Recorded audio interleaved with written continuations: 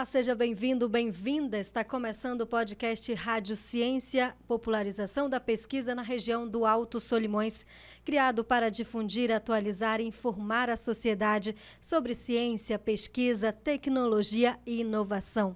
Eu sou Kátia Franco e neste episódio vamos falar sobre potencialidade bioeconômica do desconhecido, o caso sustentável do Macambo, na região do Alto Solimões. Projeto aprovado no edital número 009/2021 Profix RH. O pesquisador Jean Paulo de Jesus Telo é o nosso convidado de hoje. Ele é graduado em Ciências Agrárias e do Ambiente, mestre e doutor em Fitotecnia, pesquisador do Núcleo de Estudos Socioambientais da Amazônia e foi bolsista da FAPEAM. Nascido e residente na nossa tríplice fronteira do Alto Solimões. Seja muito bem-vindo, professor Jean Paulo. Comente de forma geral para nós o que é o Macambo. Kátia, muito obrigado pelo convite. Quanto a essa pergunta, o Macambo é um fruto da família do cacau, do cupuaçu, do cupuí, e com isso eles apresentam semelhanças muito próximas. O fruto tem uma casca relativamente dura, assim como o cupuaçu. Quando madura, ela tem uma coloração amarela e cai quando está apta para o consumo, cai da árvore, assim como algumas outras espécies, entre elas o mari. Ele tem um cheiro muito característico e forte. A polpa ela é adocicada e esse cheiro e esse doce às vezes leva até algumas pessoas a rejeitarem, por ser enjoativo e muito adocicado. Segundo estudos, afirmam que o Macambo ele surgiu a partir de uma parte menor da Amazônia internacional, que vai subindo ali da Bolívia, passando pelo Peru, Equador, Colômbia e chegando ao Brasil, principalmente na região do Alto Solimões. Apesar disso, o Macambo ele é encontrado também na região neotropical, que é uma região que vai ali do sul do México, e vai até o norte da Bolívia.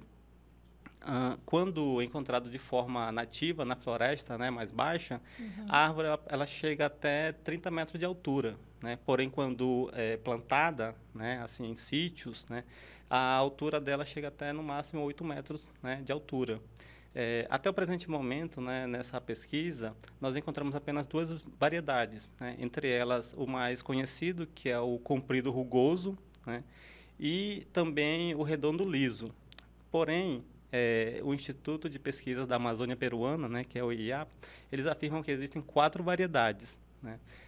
E percorrendo pelos municípios do Alto Solimões, ouvimos diversos nomes para a mesma fruta, algumas até mesmo bem curiosas, como, por exemplo, cabeça de padre, cupu-bafu, cupu-catinga, cupu cheiroso, cupu de jacaré, cupu de morcego, cupu de palha, e entre outros que também foram informados por indígenas e não indígenas.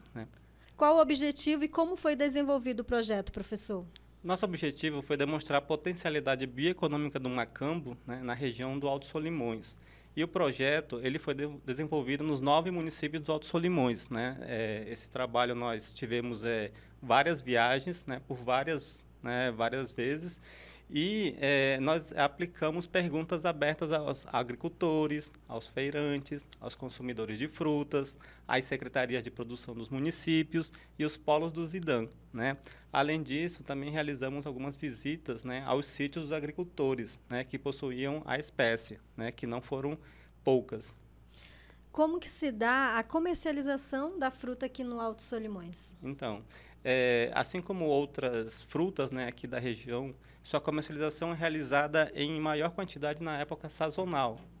No caso do Macambo, ela vai de novembro a abril. E nas feiras e mercados, a fruta é comercializada em pouca quantidade, variando de 1 a 10 unidades, por feirantes e vendida nos preços que vão de 3 a 10 reais, dependendo do tamanho. Além disso, a saída comercial ela é bem baixa, podendo em alguns casos ficar em até 4 dias na banquinha ou no box ali do feirantes, ou até mesmo voltar com o feirante para comer, ou doar para os vizinhos ou outros familiares.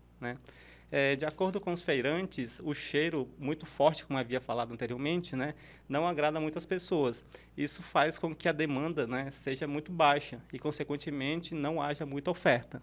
Entendido. Quais as formas, professor Jean, de consumo e quais produtos com agregação de valor ao macambo o senhor observou durante a pesquisa? Sim, então, além do consumo in natura, né, da polpa, que aqueles que gostam do macambo, eles o fazem, né, a partir das sementes, vários cardápios foram listados, né, durante a pesquisa. Entre eles está o mais ouvido, né, que é o consumo da semente frita ou assada, né.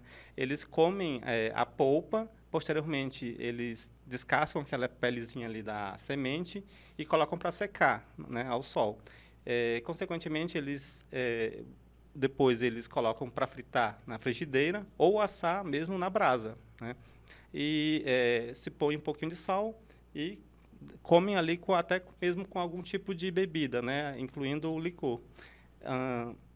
Seguido também do caldo da semente, né? Eles fazem a mesma metodologia ali de descasca ali da película, né? Colocam para secar e aí colocam essa semente no caldo, né? Como se fosse mais um ingrediente como verdura, né? Sim. E dando um sabor característico, segundo alguns deles, como peixe, né? Para o consumo animal, observamos que agricultores que têm macambo no quintal, eles partem, né, a fruta e jogam as sementes com a polpa a animais como os porcos, né, galinhas e peixes em piscicultura, né? E esses animais, eles comem e comem que uma beleza. Já do lado brasileiro, não observamos nenhum preparo com agregação de valor que fosse comercializado. No máximo, né, uma pessoa nos relatou que faz chocolate a partir da semente, né, mas para consumo próprio, não para comercializar. Já do lado colombiano, né, em Letícia, no quilômetro 11, tem uma associação que comercializa o macambo granulado, né, a semente do macambo granulado. Essa semente granulada, ele é vendido num pacote de 250 gramas, né, por 40 mil pesos. Veja só a agregação de valor que tem. Já do lado peruano, em Iquitos, algumas empresas, em parceria com o governo, né, daquele país, fabricaram, né, o biscoito de macambo, né? Esse biscoito ele é feito com outras misturas, como, por exemplo, o camu-camu, né, e um tipo de alga, né? Então, com esses três ingredientes, incluindo o macambo, né, eles fizeram esse biscoito.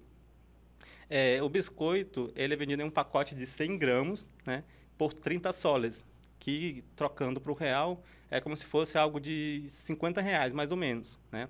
E também tem o licor de macambo, né? Ele é vendido por 40 soles, né, algo em torno de R$ 60, em uma garrafa de 750 ml, né?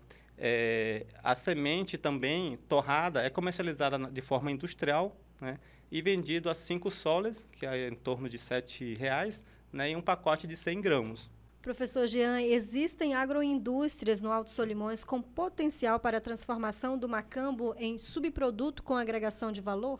Tem sim, tem no município de Jutaí, né, onde há uma associação com a estrutura física e os respectivos equipamentos, todo em inox, né, montado e novinho. Porém, está sem utilização já há mais de 4, 5 anos, né? Ela é adaptada para realizar despolpa de frutas como açaí, goiaba, cupuaçu e, em caso de demanda, né, também o macambo, já que ele tem uma característica muito próxima ao do cupuaçu. E em Atalaia do Norte tem uma empresa de geleias, né, com interesse nas frutas regionais, né, que, segundo o próprio proprietário, nos informou que seria possível fazer geleia do macambo. Porém, para isso, né, teria que fazer alguns testes antes para poder chegar a um resultado final e poder levar ao mercado. Sim. Professor Jean, tem casos de monilíase aqui na região do Alto Solimões também nas plantações de macambo? Kátia, assim, nós encontramos essa doença, né, no município de Benjamin Constant. Em uma visita, né, a um sítio de um parente de uma bolsista nossa, a tia, né, dessa bolsista nos informou que havia uma infestação da doença, né, no macambo dela, no sítio, né, da plantação de macambo, onde tiveram que, né, derrubar a árvore. Eu acho que, se não me engano, foram em torno de 6 a 7 árvores que tiveram que derrubar, né, devido à infestação. E ela até mesmo achou tão incrível, né, a quantidade e rapidez com que essa doença chegou lá no sítio dela, achando que não fosse chegar. Ela tinha ouvido falar, porém, ela não acreditava que essa rapidez seria, né, de imediata. Além disso, ainda em Benjamin, né, em um sítio no início da estrada que vai para Atalaia, um senhor ele nos comentou também que chegou a infestar, né, algumas árvores, não tanto, inclusive nesse sítio é um dos sítios onde a plantação tem maior quantidade de árvores de macambo, né, contando com todos os municípios do Alto Solimões, né, tem em torno de 24 árvores, né, então chegaram a derrubar em torno de 3 árvores, e também na comunidade indígena de Filadélfia, né, ali nós avistamos na folha, né, do macambo, né, e no próprio fruto, né. Porém, para se confirmar, teria que fazer algumas análises, né, mas tudo indica que seja, porque tem as mesmas características que dão no cupuaçu. E no cacau também, não é, professor? Professor, agora para a gente finalizar, né, existe aí uma diversidade de frutos, né, frutas em nossa região. E o porquê o senhor resolveu fazer uma pesquisa relacionada ao macambo? Então, esse interesse, na verdade, ele vem já de algum tempo atrás, não faz pouco tempo assim, né?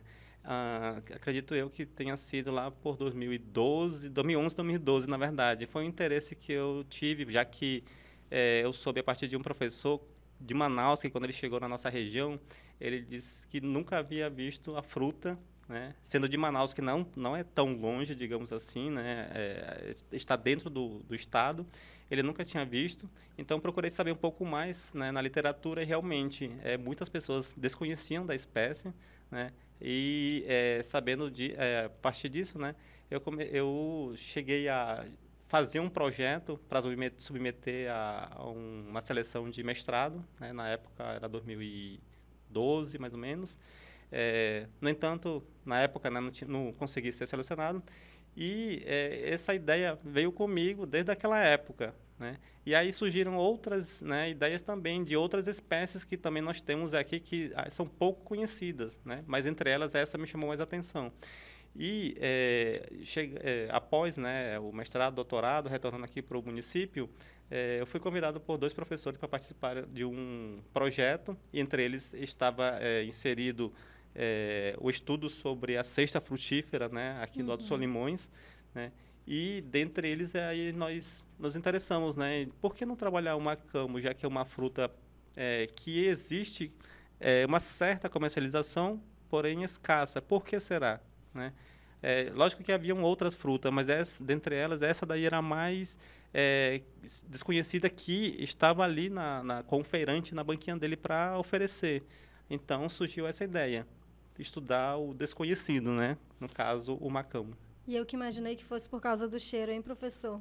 Sim, o cheiro, sim, ele é um pouco, né, dá um certo rejeito, né, à fruta. E eu confesso que eu também não gostava muito desse cheiro, né, bem característico do macambo.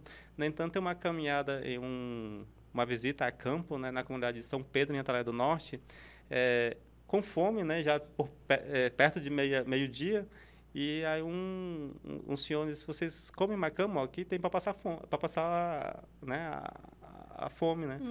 Aí eu digo: só tem tu. Então eu comecei a degustar ali e percebi que não é aquilo, né, que eu tinha imaginado. Ele tem um sabor agradável depois que você começa, né, a degustar um pouco mais.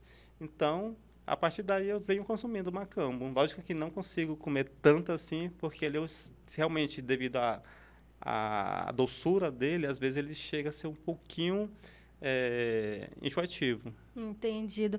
Bom, professor, quero lhe agradecer pela entrevista aqui no nosso podcast Rádio Ciência. Obrigada. Eu que agradeço, Kátia. Acompanhe os episódios do podcast Rádio Ciência na página pactas.org, no canal do YouTube Rádio Ciência, no Facebook e no Instagram. E no nosso próximo podcast vamos falar sobre mandioca e macaxeira. Obrigada pela sua atenção e até o próximo podcast Rádio Ciência.